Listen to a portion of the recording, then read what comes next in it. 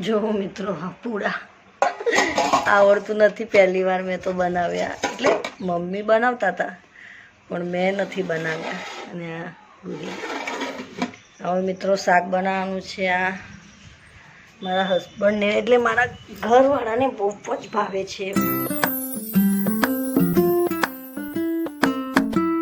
જય શ્રી કૃષ્ણ, રાધે રાધે, જય દ્વારકાધીશ, હર હર મહાદેવ. મિત્રો કેમ છો તમે બધા? મજામાં? મિત્રો બપોરના 2:10 બાકી છે, એટલે 3 વાગવા આવ્યા છે. અને આજે રાંધણ છઠ છે, તો તમે બધાને રાંધણ છઠની શુભકામનાએ. અને મિત્રો આજે રાંધવાનું છે એટલે તૈયારી થઈ ગઈ છે. જુઓ, હવે ચાલો અહીંયા પૂજા કરીને જમવાનું બનાવવાનું ચાલુ કરું. આજે રાંધણ છઠ છે, તો રાંધણ છઠની બધાની શુભકામનાએ. મારા અંદર અન્નપૂર્ણા માતા અને શીતળા માતાનું કાલે સાતમ છે, તો ચાલો હવે આપણે તૈયારી કરી દઈએ છીએ.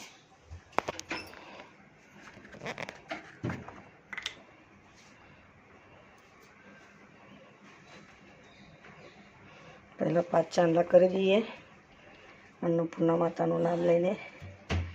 છઠની આજે શરૂઆત થઈ ગઈ.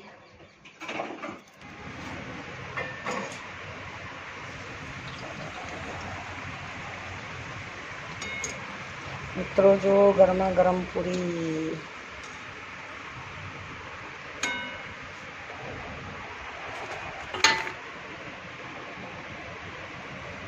ગેસ થોડો ધીરો કર્યો છે મેં, બહુ ફાસ્ટ હતો.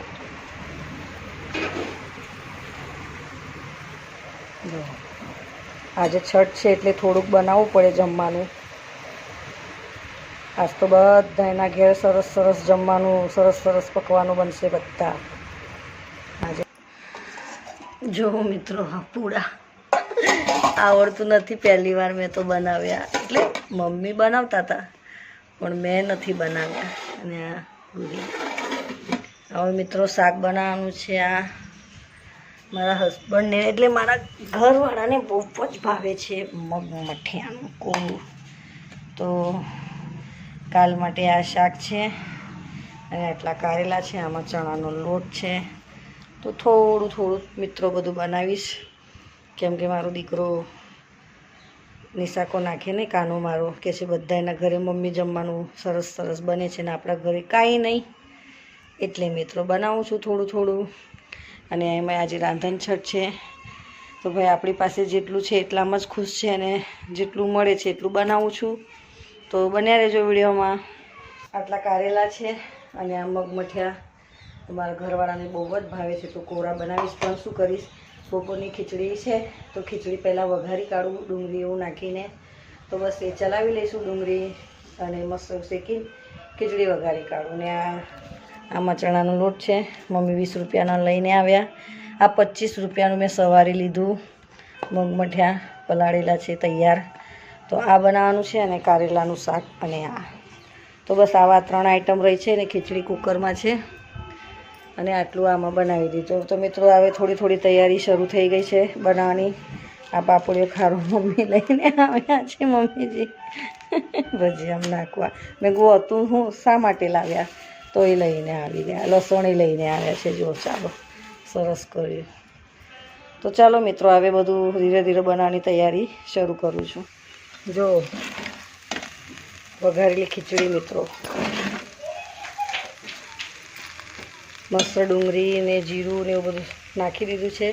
ખાલી ઉપર ધાણા નાખવાના રહ્યા છે. જો ધાણા ને એવું બધું નાખી દીધું છે.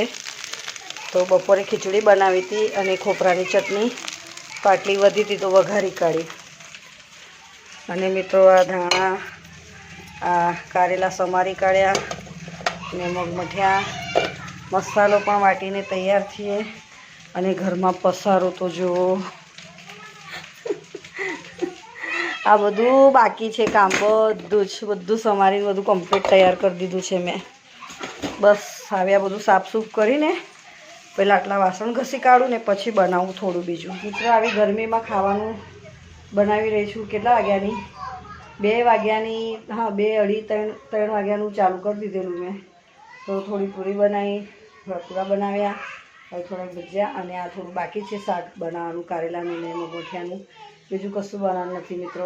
મિત્રો વિડીયો બહુ લાંબી થઈ જશે, તો હવે આ બધું આવું જ કામ ચાલુ રહેવાનું છે. તો થોડું કાલના બ્લોગમાં જોઈ લેજો. મિત્રો ગરમી તો બહુ જ થઈ રહી છે, બહુ એટલે બહુ જ ગરમી.